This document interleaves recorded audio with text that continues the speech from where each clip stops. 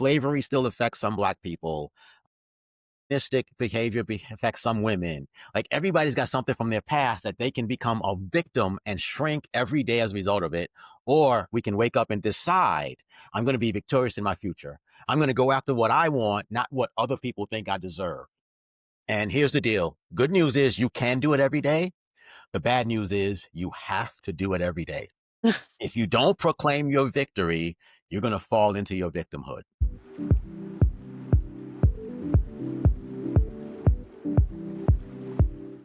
Hey, everybody, and welcome to the show. My name is Tiffany Alexander, and I'm the host of Unveiling Journeys. And man, let me just tell you a story. I invented this podcast because I love people and I love what they're doing. I love what they're all about. And I love whenever I get to hang out with them, like, gosh, you are so cool. I want to know more people just like you. Or do you know somebody super cool that I should get to know also? And within that, that's how I get to meet and hang out with all these amazing people. And then quite often I find that I want to be an echo of what it is they're doing. And so I invite them to come on the show. So with that, that's actually why and how, through the power of networking, I got to meet our guest that's coming on today. Welcome, Mark. Tell everybody a little bit about who you are and what you're up to right now. So my name is Mark Delaney. I live in Rochester, New York. My lady's name is Dina. She also lives in Rochester, New York, and she's I don't want to say prized possession, but she's the love of my life. How about that? And all my thoughts start with her and end with her, which is kind of corny, I know, but that's the truth. I help take care of my mom, and I own a company. Technically, the name is Wealth Adology Incorporated, but right now we're doing something called the School of Execution. And the thing I'm most proud of, I would say, which we might get to later, is I'm 64 years old. I survived cancer, but I still to this day take no prescription drugs. I can run for miles. I can do 10 chin-ups easily on a chin-up bar. And if you give me 15 minutes, I can do 100 push-ups. Oh my gosh. I don't think you give me 15 minutes, I'll do 5, but that's a strength I've never had. That's a someday strength. I guess we'll work on. Man, that's incredible. So tell me a little bit about your company, Wealthodology. So Wealthodology is a legal corporate name in New York State. I tend to go by the domain names I own. So my company is kind of unique in that I'm not a coach, I'm not a therapist, I'm not a strategist. I'm the productive pain in the ass most people don't know they need. I literally am able to. So the average person knows what they want. They even know what to do because they've taken those courses before, but they're not doing it. I call that being stuck. I help them get unstuck and start doing the things they already know. That's basically what I do for people.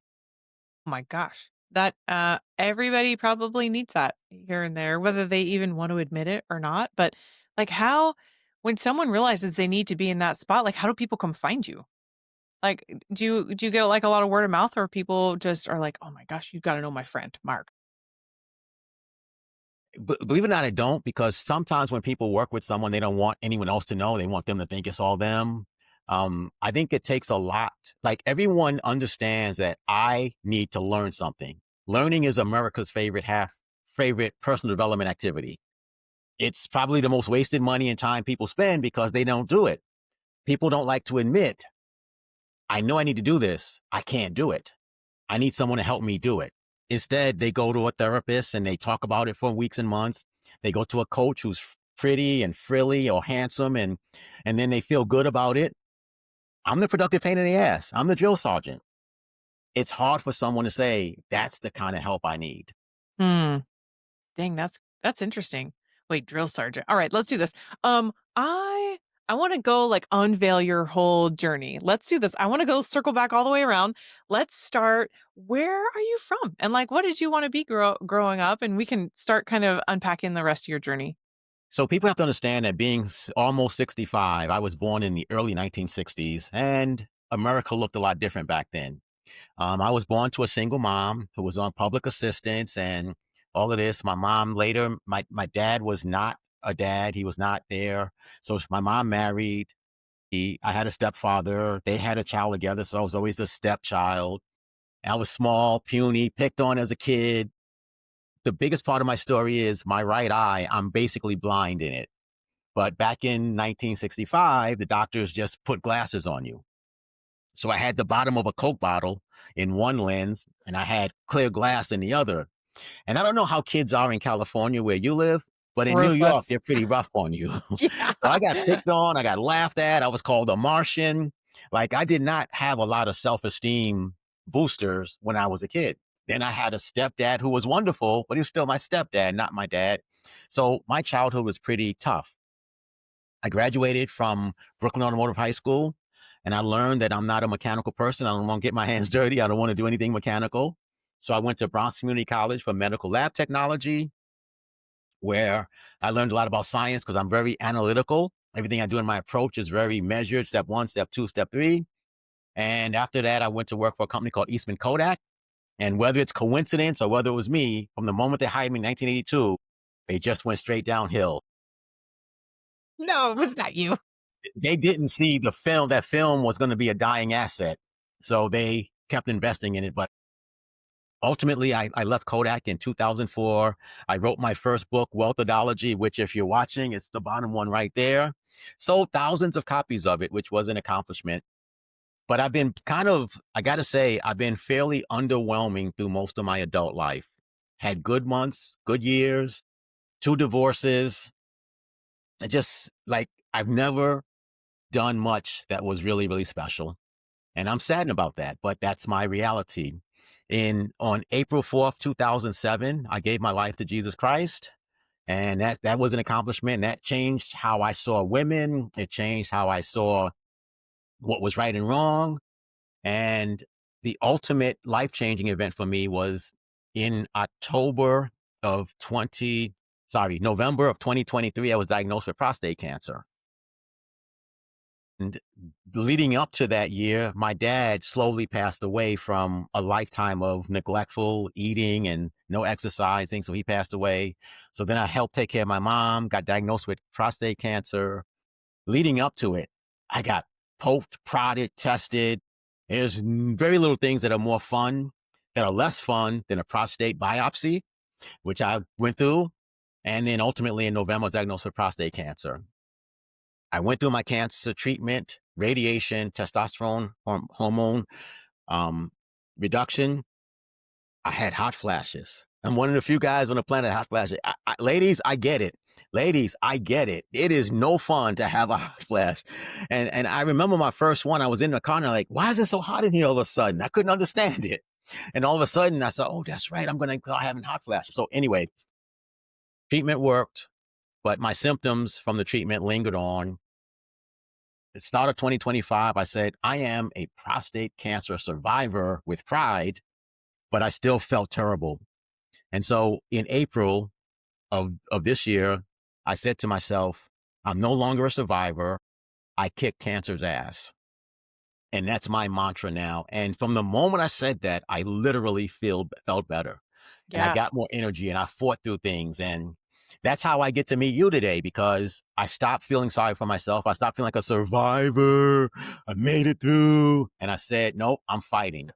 And so from then till now, I've been fighting a much better fight because of it. That's great. That's my story. The other part of my story is my lady that I met on October 1st, 2023. She's a double breast cancer survivor. She had two bouts of it. Uh, and so she was like, she stood by me throughout it all, even though we only knew each other less than 2 months. And so I have a tremendous affection for her. I hope someday to become worthy of marrying her. And I hope that someday we'll spend the rest of our lives together. That's my whole story now. Well, let's unpack it a little bit more because I'm going to go all the way back. I should pause you, but that's okay. So, whenever you left your community college, we're going to circle way back because I want to dive. You said like nothing of extreme awesomeness, but that is exactly how and why and who you are today to be the invention of your company, to be all of that led you to be this. That's why I like unveiling and unpacking everyone's story and their journey because that all those little microscopic details that you're like, no, no, no, it wasn't. No, it was like, this is you and this is how you got to be you. So, like, what happened whenever you left community college? What did you go on and do from there? I went to work at Eastman Kodak Company. I Oh, that's had right. the Sorry, Kodak. From Kodak, how long did you end up staying before they went kind of like totally under, right? So I worked there from 82 until 88. I quit and I went and sold real estate for 2 years. And I did some kind of personal development thing. And then I went back to Kodak in 1990 and they took me Wow. back. Yeah. And from 1990 until 2007, I worked at Kodak. So whenever you went to like the real estate version of this, were you an agent and you were like buying and selling houses with people? I was, yes. I was a real estate agent and an investor. I did Oh my both. goodness. What was it like transitioning from like that W-2 side of stuff to like, I mean, you're totally like 1099 when you just like, you make your own path whenever you start real estate. So the interesting thing about it is I think it was a bigger shift in mindset than I thought. It was so many things different about being a 27-year-old who's working for yourself, and now everything happens because you make it happen. And you so how best way I can say is I was full of piss and vinegar, as they used to say back in my day, but really I was full of motivation and ignorance. I was really full of I was ignorantly motivated to think I could just snap my fingers and it would all just work out. I mean, it sounds like somebody in their 20s, right? It does. It does. Except some people do make it work though, and I did not make it work. So that's why I went back to Kodak. All right, all right. It's good to know those like life lessons of like, all right, that was what it was like for that snapshot and being able to go back with them. How long did you stay on your second round with them? So I was there from 1990 to 2007. Here's the interesting thing, and this may be a lesson for somebody. Despite not having a consistent income, I bought a Mercedes. I bought 5 houses, one to live in, the rest to rent out. I mean, if I look back and think about the things I did, oh boy, was I an idiot. Because it's like, well, you get come into all that money and you see and you get to be flashy and all this stuff. I know it's always fascinating to have a look back with 2020 vision, right? To know, oh, if I just done it a smidge different. Now you can like kind of moving forward from here. But that's fun. You had success right away to be able to even get 4 rental properties. That's stunning. Some people never even get to that part in their life. That's true. I could have done the way it turned out. I could have done without it, but it was an experience. I got to learn a lot about people. I got to learn a lot about laws, lawyers. You get to learn it all when you go into real estate. Yeah, yeah, 100%. Man, that's cool. All right, so you go snapshot of being able to be totally wild and free and self-employed, and then you go back to Kodak. And then when did you kind of graduate back out of that position? In 2004, Kodak had quarterly almost layoffs. And the only thing worse at Kodak than getting laid off is getting reassigned. So I had a nice day job. I was working the schedule I wanted. And there was a really good chance that I would have been transferred to a 24/7 rotation. I'd have been going from doing what I can best describe as office work to production work. And I said, you know what? I'd rather just take a buyout and go on my own again. I thought I was so much smarter. I learned so much and that I would do better. So that's what happened there. Oh man. So whenever you left, what did you do next? So then I wrote that book that I pointed out earlier, Yeah. and I wrote a book. I sold some, like, I think 2,000 copies to New York State. Yeah. I got a lot of talks. I did a lot of good stuff for a while, but eventually so there's a saying that some things are a mile wide and an inch deep. Well, Mhm. I was a kind of a mile wide in terms of knowing how to write a book and stuff like that, but I was an inch deep in understanding business, in understanding how to do it even when you don't feel like it. There's so many things that I help my clients do today because I knew what it was like to not be able to do them. Wow. If Wow. anybody ever needs a good excuse, come to me. I'll write them a great excuse to get out of doing anything because I had them all. Wow. So tell me a smidge about the book. Like your first like coming out and being an author, what was that book about? So the book is called Wealth Adology, The Science of Financial Success. So I'm very analytical. And instead of just talking about marketing and business, I talked about various conditions that allow people to make more money. So things like leveraging yourself, excuse me, just being able to provide a value that someone is willing to pay for. Just because you love something doesn't mean people want to pay for it. Just because it's a good idea doesn't mean want to pay for it. So just things like that. At the time, LeBron James was going from high school to the pros. And I talked about how he made like millions of dollars from Nike because he had name recognition. And I just a story. I meet a lot of people who want to write a book. They just don't want to build an audience. They think because they write the book, they're going to get an agent that's going to sell it. And I tell them all the time, I can tell you got to have an audience. And so LeBron James was that example of an audience. I talk about the difference between making a lot of money and having a lot of money, because that's something people don't seem to think about. They just, and I talk about the influence that everybody wants your money and they will do and say whatever it takes to get it. Some things legal, some things illegal, some things, whatever they can do to get you to spend your money, they do it. And we spend our time watching television where the best in the world at getting you to spend money resides.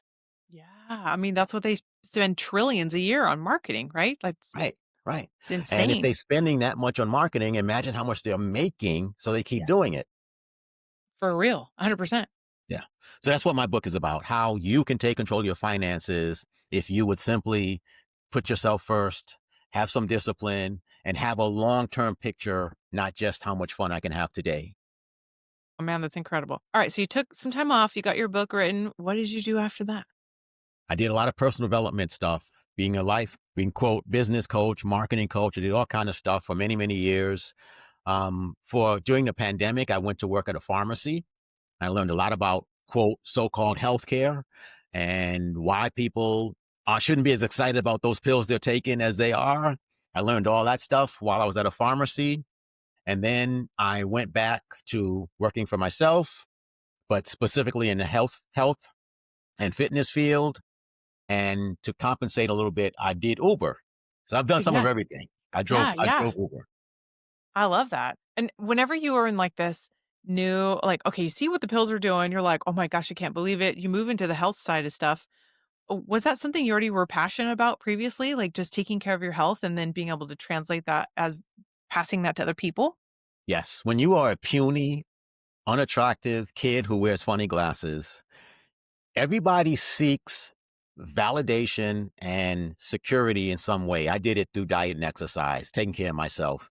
I'm blessed with good genetics. I just did not ruin mine. I took better care of mine than most people take care of theirs.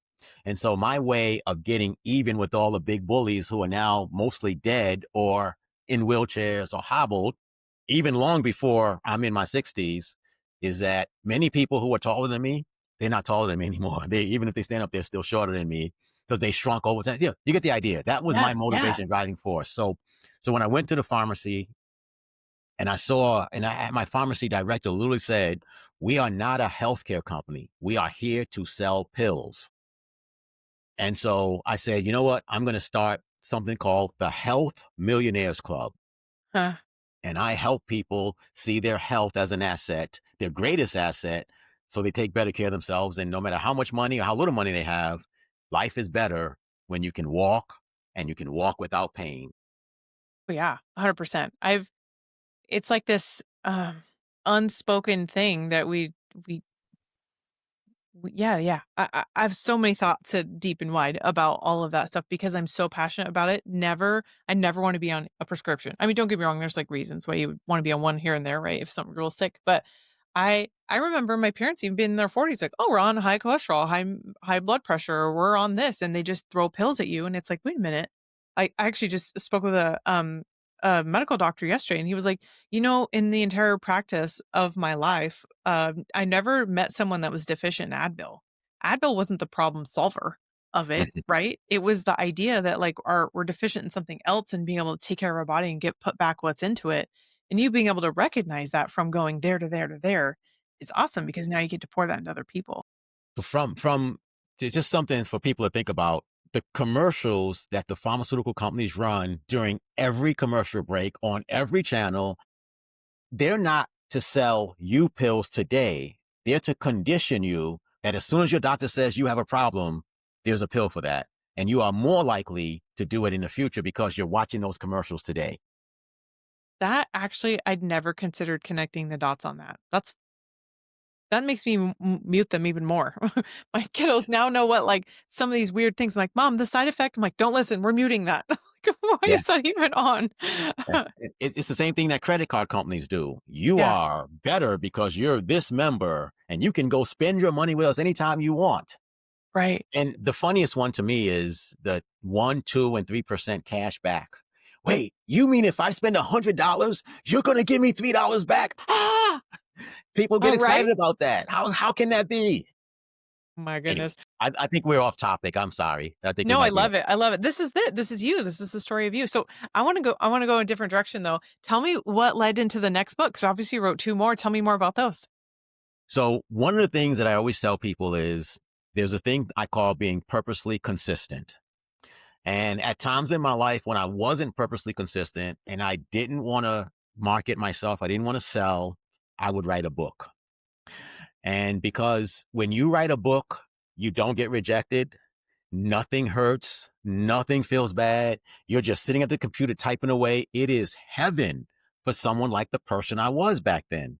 So I would write a book, and those other books up there are books that some of them never sold a copy, but I published it. Some of them sold a few copies, but I was able to sit at my desk for 6 months or 3 months and typing away, and it was heaven.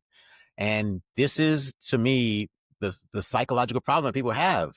They want to avoid pain, rejection, failure, stuff like that. And there's no better way to do that than writing a book. Yeah, because you just get to jot down your story and create this little world and then push it out to people until someone like an editor or someone else critiques it, right? Like, what were you thinking?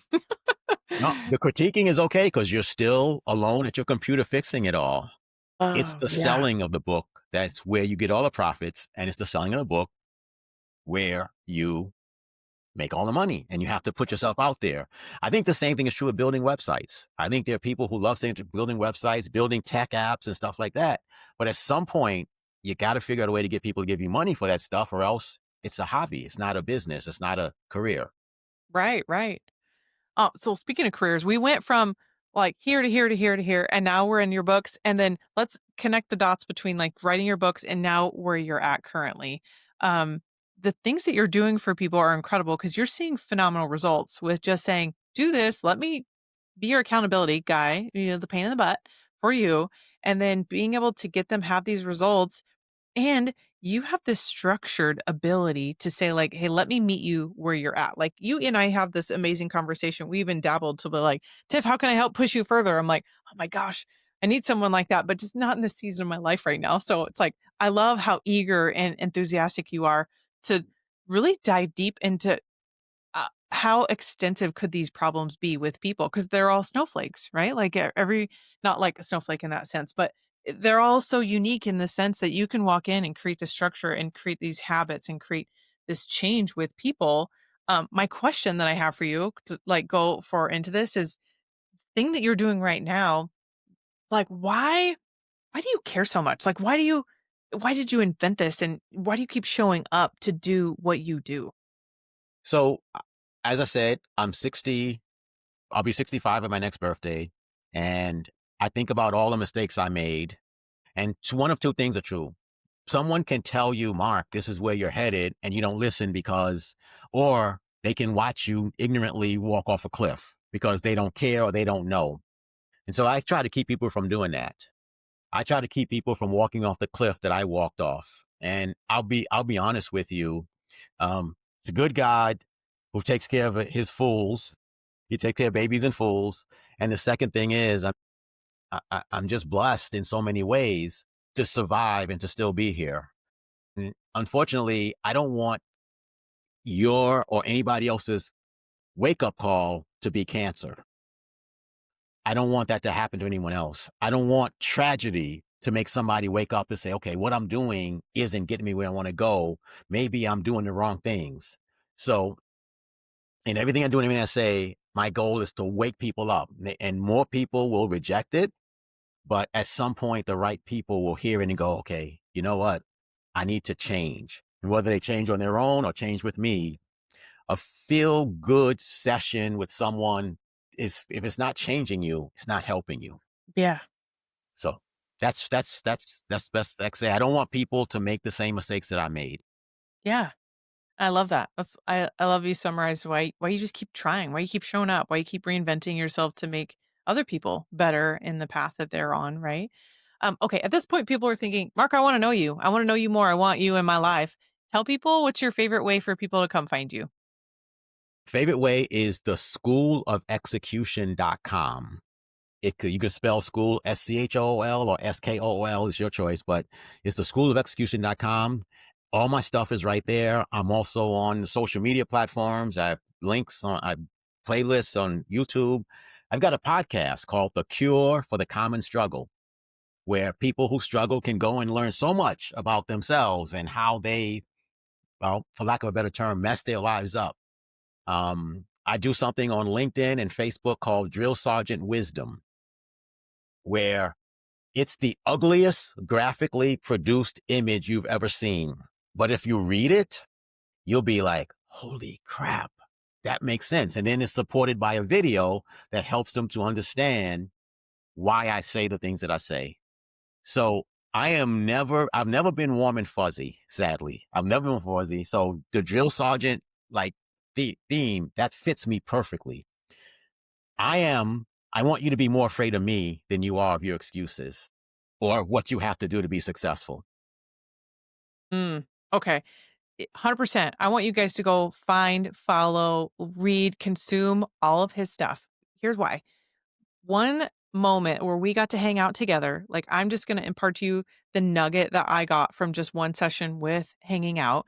Um, there was something that I said that immediately you noticed about me, and you're like, "Tiff, it sounds like you need to go watch this portion of my podcast where I was talking about victorious versus victim." And here I am, like, living victorious, victorious, and he's like, "Yeah, but in that division of what it is you were talking about, you were choosing to have in that little piece where I thought I was having victory, I was being a victim to myself." And it was like just having that outside opinion of that person. It's so impressive to me that you were able to pull that out for someone like me who studies mindset for the last 20 years. I have it written down on a sticky note, taped so hard to my computer, I can't pull it up right now to show you because that's something you have to choose constantly is that mindset. And I'm so grateful that you were able to teach me that. So that's why I'm like, everybody go follow and make sure you go check out all of the things that he's constantly doing. Speaking of which, Can I constantly speak to doing. that real quick though for a quick session? Just real Yeah, quick. I think sure. it's important. So I believe we wake up every morning and we are either a victim of our past, of the past, of history, of whatever. So slavery still affects some black people. Mystic behavior affects some women. Like everybody's got something from their past that they can become a victim and shrink every day as a result of it. Or we can wake up and decide, I'm going to be victorious in my future. I'm going to go after what I want, not what other people think I deserve. And here's the deal. Good news is you can do it every day.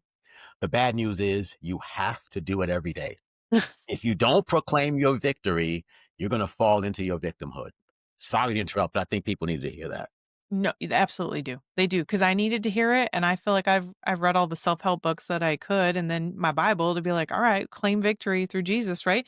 But through all of that, it's like you forget still because we are fallen and we're broken, and the devil wants us to be the worst version of who we are, and we can live that victorious life. So I agree with you 100% Well, I on don't know how much time we have reminding now, people. but here's the thing. Society wants us weak, broke, Yeah, and broken. They do unhealthy. because they all make money from that stuff. Society makes money when you're unhealthy. Society makes money when you're broke. There's a bunch of people who want to take care of you and get paid by the government to do it.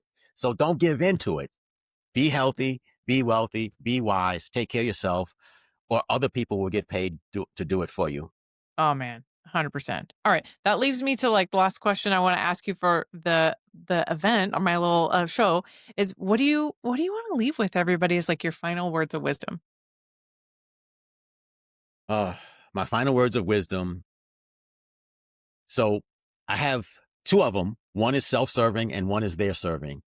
Go to the schoolofexecution.com. I got a 7-day free program. It'll teach you more about you than anyone else has ever taught you. The schoolofexecution.com. It's 7-day free trial. Try it up.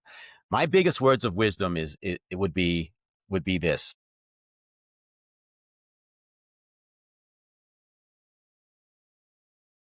If you don't put yourself first, everyone else will put themselves first in your bank account, on your calendar, ladies, inside your body, men, your money, like whatever it is, if you don't put yourself first, take care of you, everybody else will have something that that they will take from you until there's nothing left of you. And if you let them do it enough, there'll be none of you to help anybody else. So always put yourself first. I'm not saying be selfish. I'm not saying neglect your 1-month-old baby. I'm saying put yourself first. Your time, your money, your calories, your whatever. You got to take care of you, or you can't take care of anybody else eventually. Yes, agree 100%. Phenomenal advice. Thank you so much, by the way, for coming on the show. I'm so grateful to have your time. And everybody else who's watching, thank you so much for coming and hanging out with us for the whole show. And I want you to go follow, hang out, and watch this episode and republish. And I will see you guys on the next episode on my channel. And see you guys later. Take care. Bye. Bye bye.